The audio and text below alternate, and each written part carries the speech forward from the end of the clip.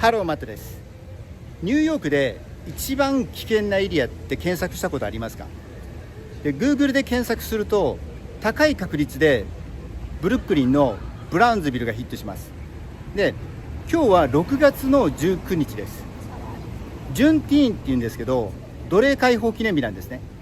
で今日はこのブルックリンにある特別な場所、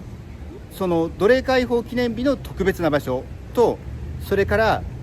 最も危険なエリアと言われるブラウンズビルから、世に出た誰もが知るあのヘビー級チャンピオンの育ったアパート、そこを目的に歩きたいと思います。では行きましょう。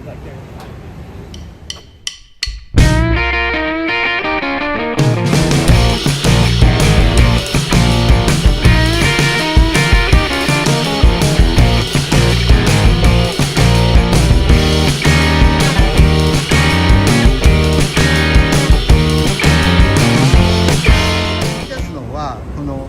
ユーティカアビニューステーションで、こちらですね。このね、北側を見るとちょっと木に隠れて見にくいんですけど、ブラウンストーンの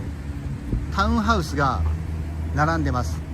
でこちら側をね、ベッドスタイっていうんですけど、高級住宅のある区画で、いろいろなね映画で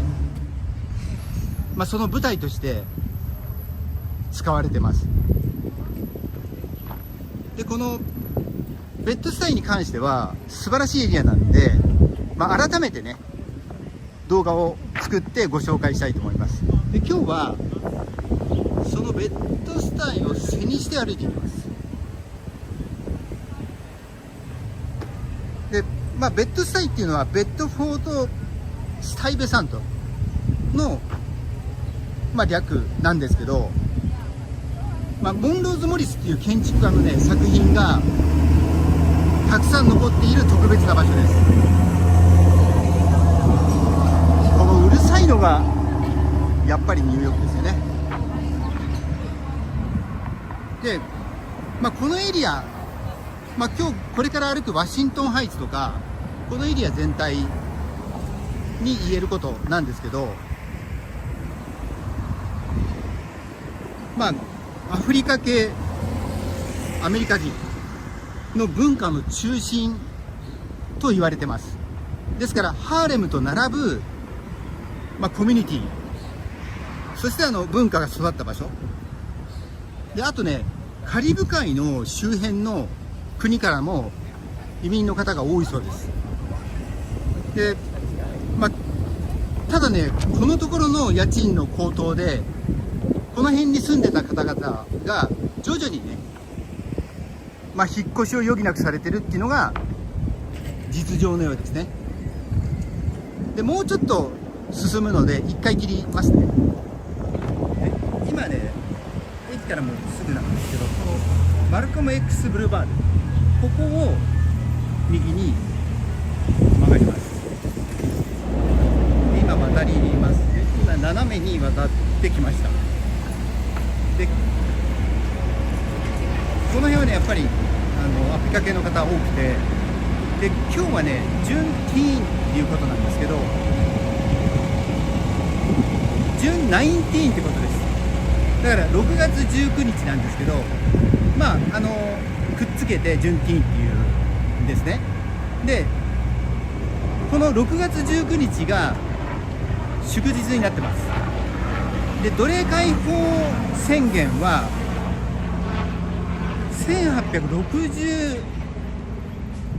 1861年か2年か3年の9月だったと思うんですね。でもそれは南北戦争の時に宣言をしただけで、北軍がで実際にね実行されて、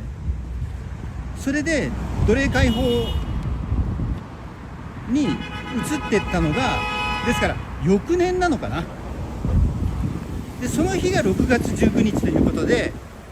この6月19日を祝うという伝統があります。でこの辺はちょっとね静かなので、このまま歩いていきます。今パシフィックストリート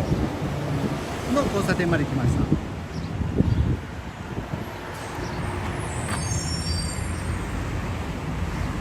でこの辺まで来ると、ベッドサイの方は治安いいんですけど、少しずつね雰囲気変わってきますよね。でも昔のブルックリンって僕ね、こういう雰囲気だった記憶がありますね。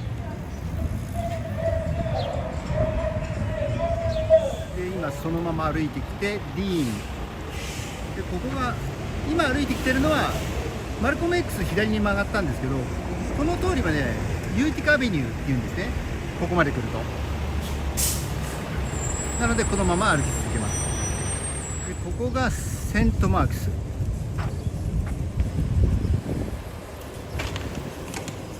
で、この交差点も左です。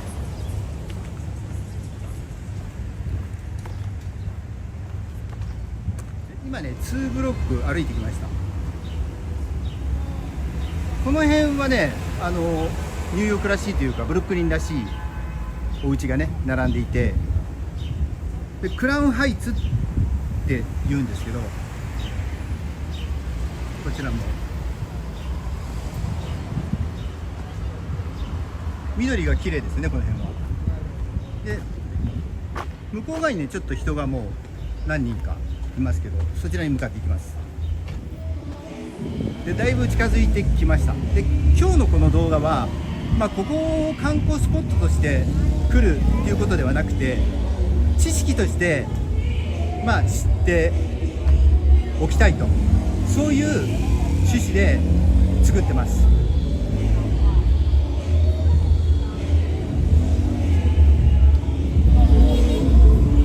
入り口まで来ました。これはセントマークスとバッファローアベニューの交差点です。警察車両も来てて、すごいな。うるさいですけど入り口からちょっと入りますね。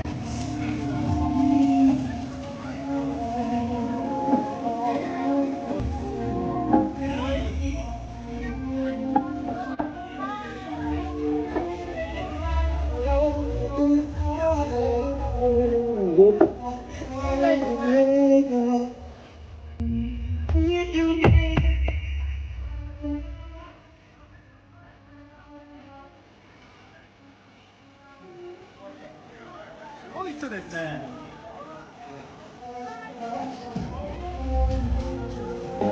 1年に1回の催しです。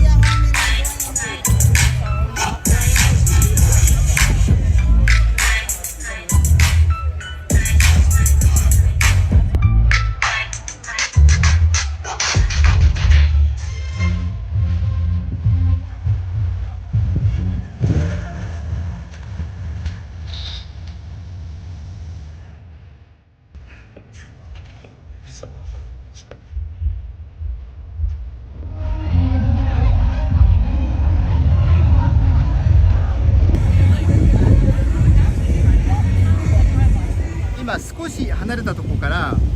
ウィークスビルヘリテージセンターを映してます。であまりにも音量がね大きいので、ここからお話しします。でもクラクションとかもやっぱりうるさいですね。でこの、ウィークスビルっていうこのエリアは、このヘリテージセンターでどんな歴史を歩んできたかとか、それから今もね残るハンターフライハウス、1800年代中頃に、建設された住宅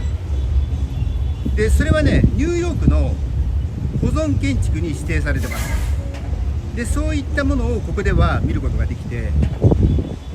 ですからアフリカ系アメリカ人の方々の当時の暮らしをガイド付きで、ツアーでね学ぶことができます。でアメリカの歴史、その光と影、今となってはおしゃれなエリアとして知られる、ブルックリンで目にするものっていうのは、キラキラしたものだけじゃないと思います。で今でこそね音楽とか芸術、教育もスポーツもそうですよね。であらゆる分野で、その地位を確立した、アフリカ系の方々、その歩みをね知る場所だと思います。でこれから、僕はねちょっと今日の目的地に向かいたいと思いますが、でその場所はねここからちょっと離れてるんですね。ですから一度切りたいと思います。で先にお話ししておくと、その目的地はブラウンズビルでボクシング統一ヘビー級チャンピオンマイク・タイソンが幼少期を過ごしたアパートです。今ウーバーに乗りました。でここからねウーバーに乗って数分だと思います。ただ今日はこのジュンティーンのフェスティバルで渋滞してるんで、もう少しかかるかもしれないですね。でブルックリン出身っていうと、アン・ハサウェイとか Jay-Z とかが有名だと思います。でマイク・タイソンは1985年かな、そのぐらいに世界チャンピオンになってるんですけど、当時ねマイク・タイソンがチャンピオンを取った時はヘビー級はあんまり人気がなかったんですね。っていうのはアリが引退して、でボクシングの、主役は中量級に移ってました。でそんな中で、タイソンが出てきて、でなぜね人気ができたかっていうと、ヘビー級にしてはすごい小柄なんですね。で身長が180センチないんです。でヘビー級のボクサーっていうのは190センチ以上、今だとほぼ全員2メーター超えてるんですけど、そういう中で、フットワークと、それから体をスイングさせる独特のテクニックで、人気をね博しました。でこのブルックリンのこのエリアブラウンズビルっていうのはもう最も悪いって言われてて、去年も確かね殺人事件がね起きてますね。でタイソンのストーリーをこう見ると、お父さんの仕事が売春斡旋業で、お母さんがこれから向かうそのアパートでお客さんを取って、要は売春の仕事をしている。でタイソンのお姉さんも自宅でその仕事をしてたっていうことを言ってました。だからすごいもう大変な境遇からね世に出た人なんです。でタイソンの幼少期は、そんな家庭環境だったんで、少年院に入ったり、それから、要はそのまともなね教育も受けてないので、そういう中でカスダマトとそれからボクシングに出会って、でカスダマトの指導で世に出てくるわけなんですけど、キャリアの初期はねかなりマッチメイクしてたので、そうですね、今思うとその頃にいい選手とね、いい試合してたらもっと違ったのかなと。で、タイソンの絶頂期っていうのは、80年代の中盤から多分ね、90年のちょっと前ぐらいだと思います。で、その後はやっぱり生活も荒れてったんで、コンディションは悪いし、で、かつ刑務所にね、3年ぐらい入ってたはずなので、そういう中で、うまくね、キャリアを築けなかったと思います。で、ただ、良かった試合もいくつかあって、レーザーラドックとの2連戦。で、あと、負けちゃいましたけど、ホリフィールドともね、いい試合でしたし、で、ただ同じ時期のヘビー級のチャンピオンのリディック・ボーだけは試合してないんですよね。で、それは、リディック・ボーも、なんとね、同じブラウンズビルの出身で、同じ小学校だったようです。だから多分、お互いにやりたくなかったんですよね。で、そんなことをお話ししつつ、もうすぐ着きます。で、これから向かうタイソンの過ごしたアパート。で、なぜ僕が知ってるかっていうと、すごくね、昔のね、ボクシングマガジンに載ってたんですね。で、アメリカって、ドアのところに表札が出てるので、その表札を検索したんです。で、あと、YouTube で、タイソンが久しぶりに、この街に帰ってきて、近所のおばさんたちとお話ししたりする動画も上がってて、それでね、今日その場所に行くことにしました。で、街の人からしたらやっぱりタイソン誇りなんですよね。で、タイソンのね、表情もすごく良くて、関連動画でね、うまく入れれたら入れたいと思います。だから、この苦しい、厳しい場所で育ったタイソン。タイソンは成功しましたけど、その成功を見守った人たちも、すごくね、幸せな表情に見えました。で、今だいぶ近くに来てるんですけど、この辺はね、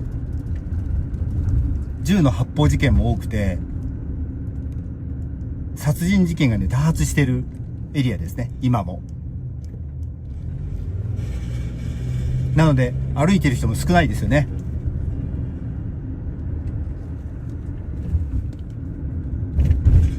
で、ボクサーの、引退後の人生っていうと、半分以上の、人たちが、結構ね、不幸な人生を歩んじゃうんですけど、タイソンに限っては、すごくね、幸せそうなんですね。だから良かったなと思ってます。で、これが1なので、もう少しかな。あ、これだ。ここがね、タイソンが育った家です。